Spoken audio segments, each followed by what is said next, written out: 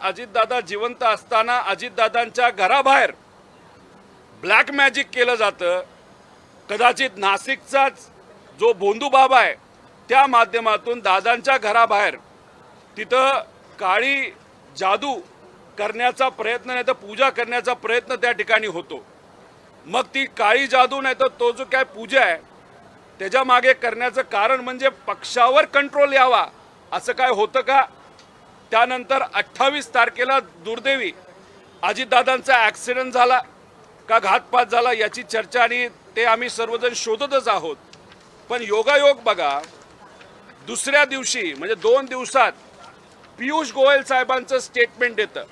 काय स्टेटमेंट येतं की प्रफुल्ल पटेल हे अजितदादा पक्षाचे राष्ट्रीय अध्यक्ष झालेत।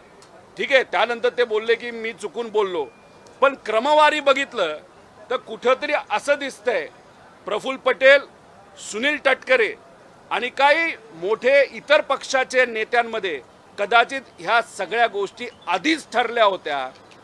आणि मग या आधीच सगळ्या गोष्टी ठरल्या होत्या, आधीच जर ठरलं होतं की पक्षाचा कंट्रोल घ्यायचा, तर मग जेव्हा अजितदादांची अंत्यविधी होत होती तेव्हा प्रफुल्ल पटेल आणि सुनील तटकरे तिथे आले।